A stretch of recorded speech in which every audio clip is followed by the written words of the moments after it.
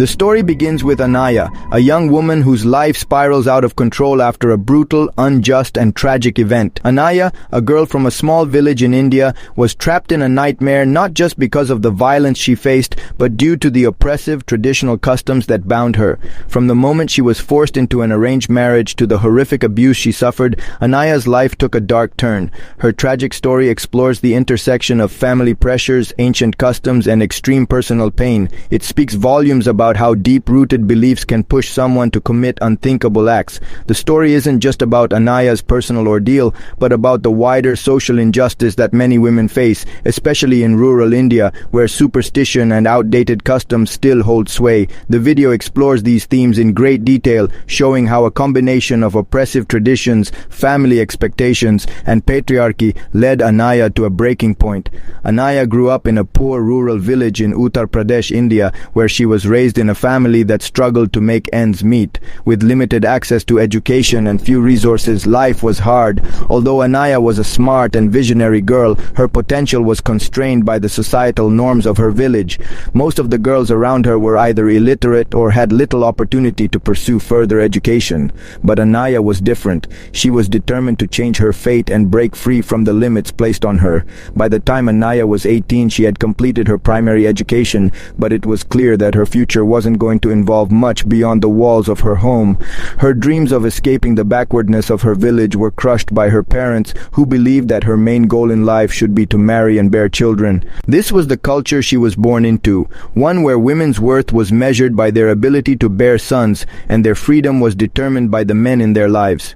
In India, marriage is often seen as more than just a personal bond between two individuals. It's an alliance between two families. Anaya's case was no different. As she came of age, her parents, like many others in their rural village, were eager to find her a suitable match. Anaya's marriage was arranged with Vihan, a man from a neighboring village. Despite the absence of any deep emotional connection between the two, the union was considered a good match by the community standards. Vihan, at 28 years old, was somewhat introverted and obedient to the will of his family, especially his domineering father, Anvit.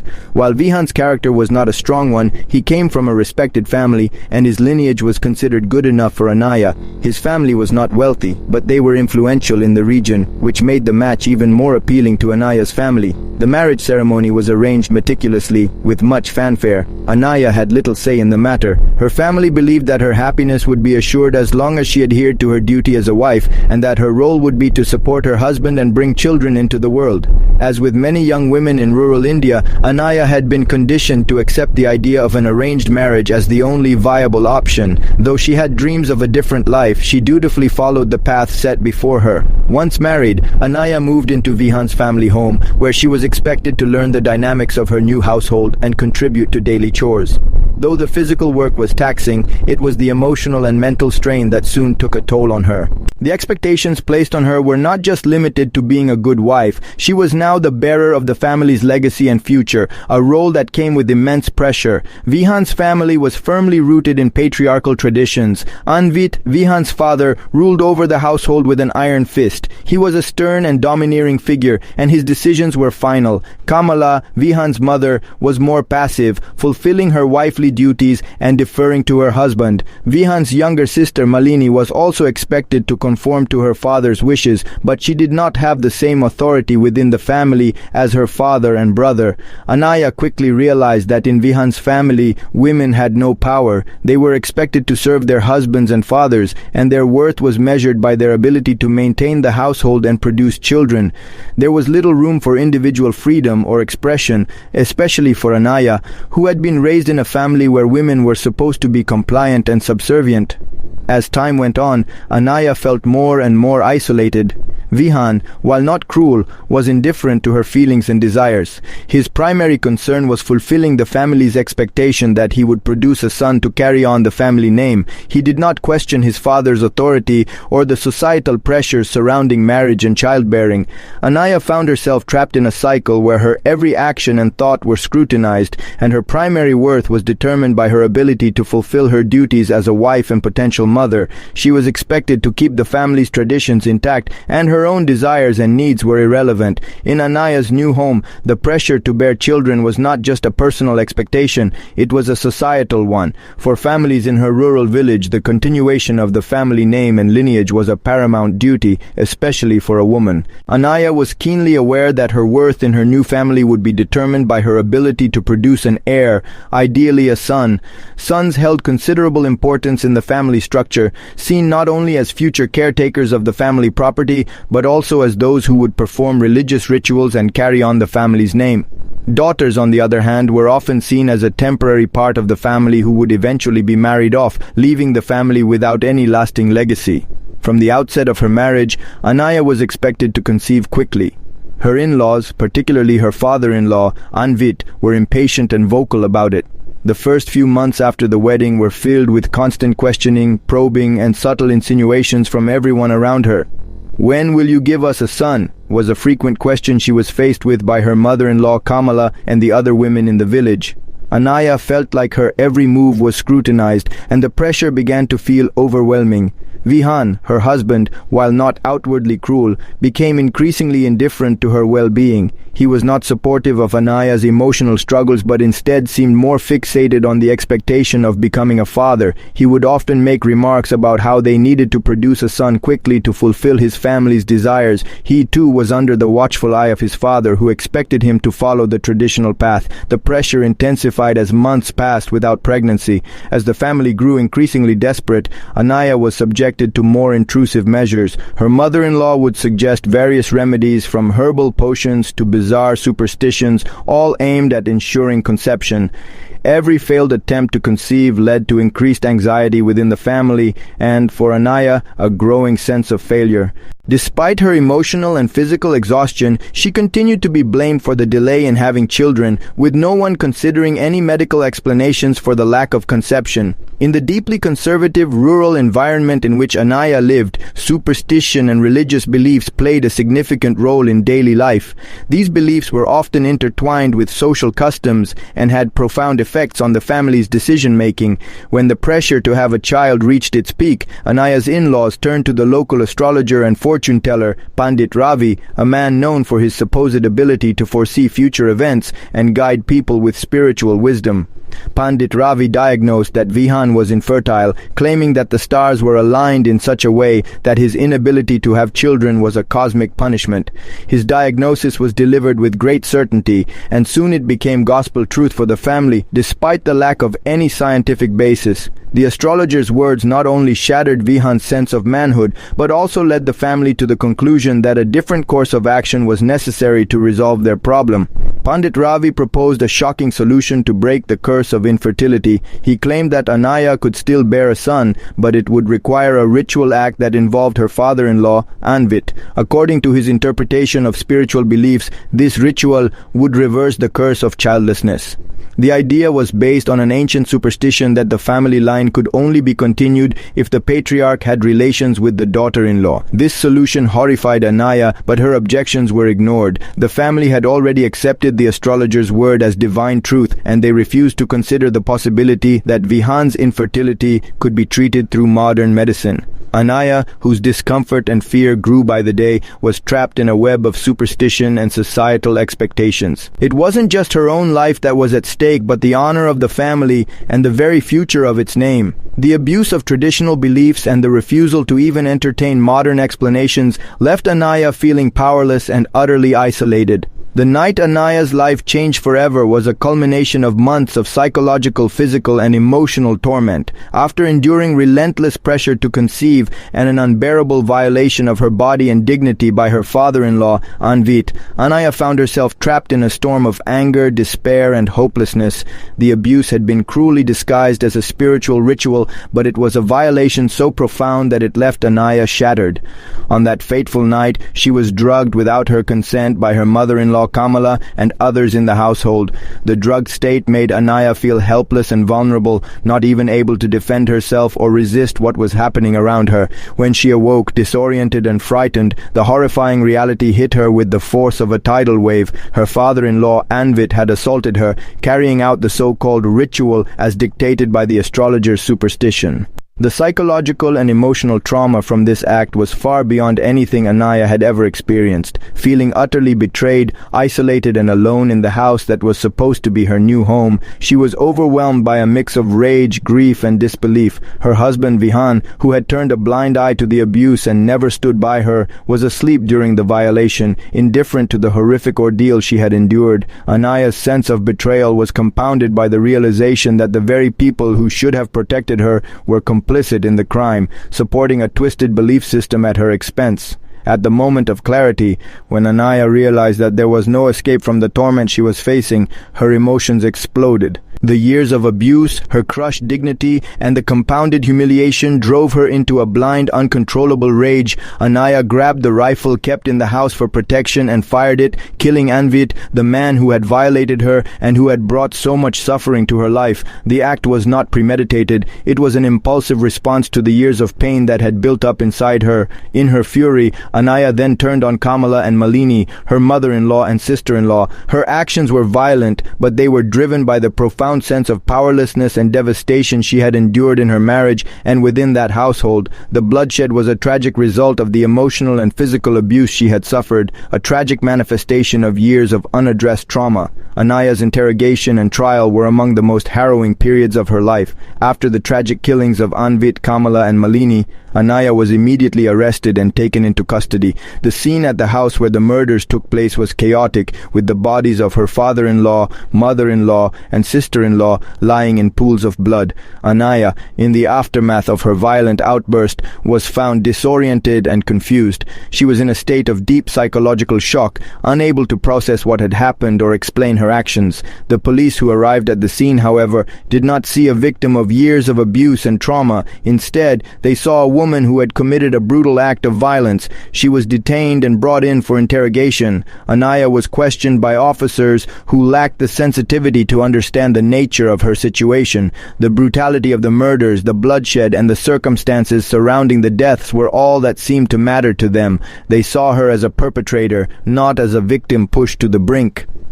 During the interrogation, Anaya was not given the opportunity to explain the years of torment she had endured. Her confession was coerced, with investigators pressuring her to admit to the crime. They disregarded the fact that she had been drugged by her mother-in-law, Kamala, and the violation she had suffered at the hands of her father-in-law. The focus of the investigation and questioning was entirely on the killings, with no consideration for the deep psychological and emotional trauma that had led her to commit such an act.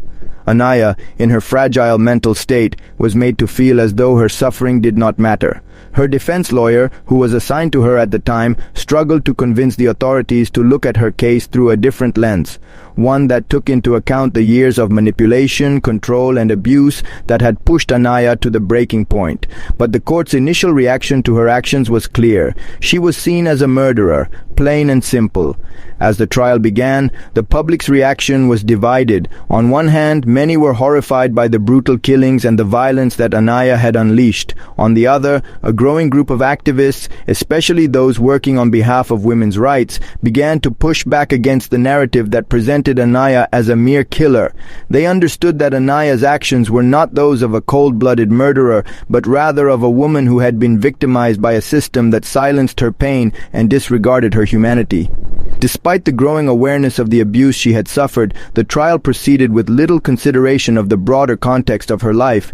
The prosecution painted a picture of a woman who had acted out of jealousy and rage, and the jury was swayed by this narrative. The defense struggled to communicate to the court the full extent of Anaya's emotional and psychological state. She was depicted as someone who was mentally unstable and out of control, and her past suffering seemed to carry little weight in the eyes of the law.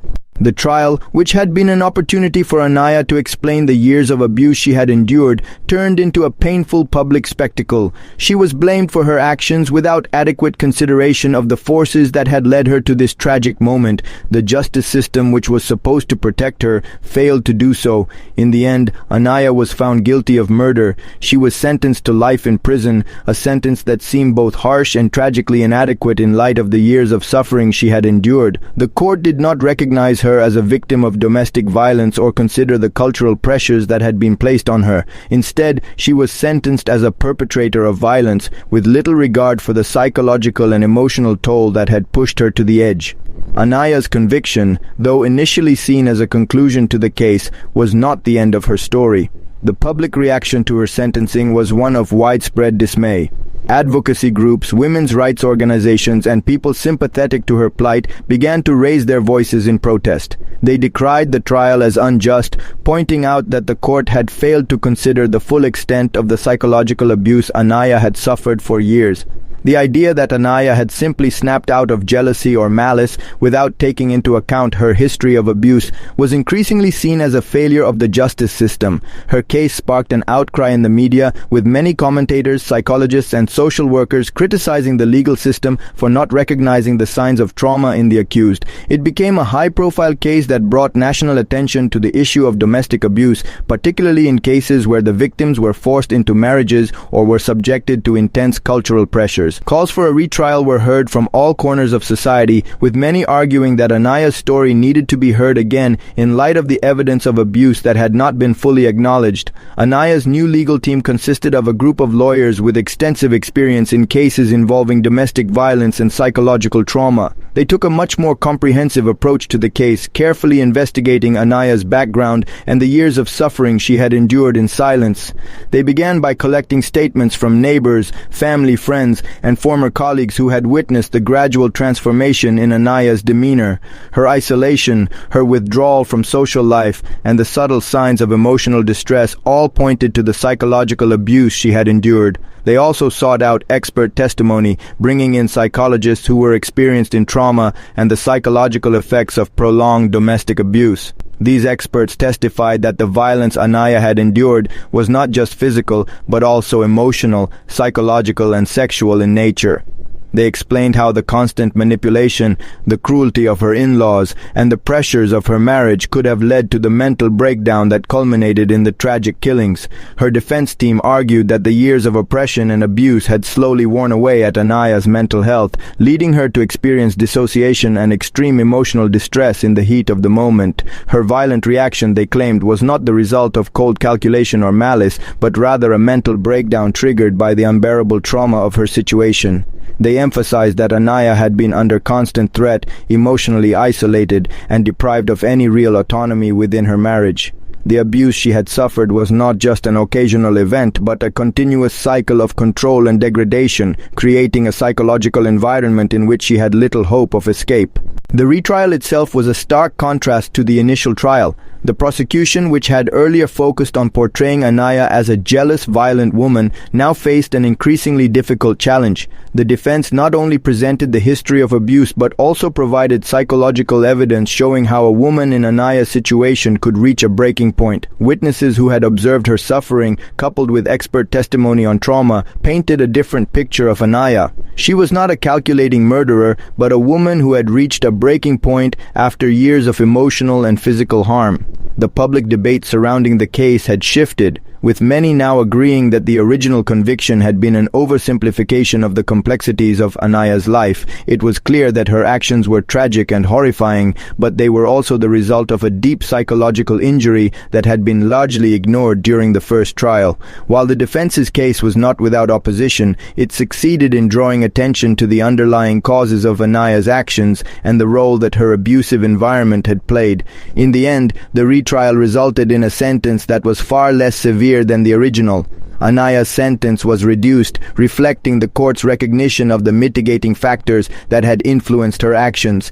The judge acknowledged that while the killings were still a grave crime, the full extent of Anaya's suffering had been overlooked in the original trial. She was granted the possibility of parole after serving a reduced sentence, a glimmer of hope that was unheard of in the earlier proceedings. This reduction in her sentence was seen as a partial victory for Anaya and her supporters. It acknowledged that she had been a victim of abuse and that her her actions, while undeniably tragic, had been influenced by years of mistreatment and manipulation. However, even with the reduction, the trial and sentencing process left deep scars on Anaya, who had already endured immense trauma throughout her life. While her legal victory represented a shift in how the justice system approached cases of domestic violence, it also highlighted the ongoing struggle to ensure that the legal system adequately protects and supports victims. Anaya's journey through the justice system, from the original conviction to the retrial and the reduced sentence, illustrates the profound failings of both the legal system and society in addressing issues of domestic abuse.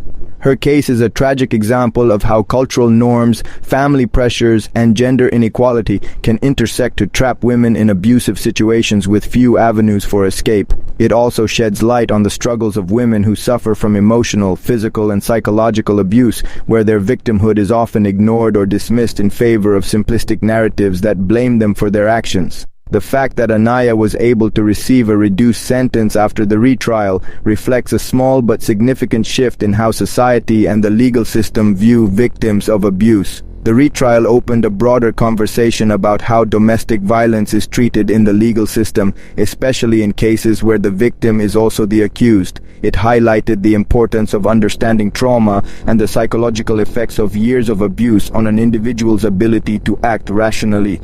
Anaya's case brought attention to the need for more compassionate and nuanced approaches to cases of domestic violence.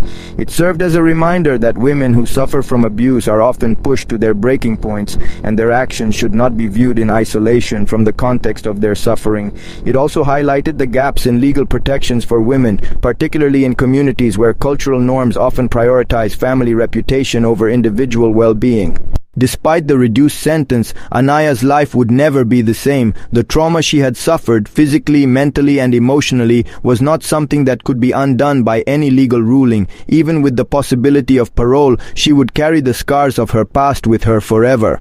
Her case, though it brought some form of justice, left lingering questions about the nature of justice itself, especially in cases where systemic failures contribute to a woman's breakdown. While Anaya's story ended with a partial legal victory, it also serves as a powerful symbol of the ongoing need for reform in the areas of domestic violence, legal protections for women, and the understanding of psychological trauma. It is a reminder that the law must evolve to better protect those who have suffered in silence for far too long. The true measure of justice lies not just in the sentences imposed by the courts, but in the society that ensures that its most vulnerable members, especially women, are heard, supported, and protected. Anaya's case, though tragic, is not just a cautionary tale of the dangers of unchecked abuse. It is a call to action, urging society to change its view on women, to better understand the complexities of trauma, and to ensure that the legal system works to heal rather than further harm those who have already endured so much. Anaya's story will continue to resonate as a reminder that true justice is not merely about punishment, but about understanding, empathy, and the recognition of deep-seated pain that requires healing rather than retribution.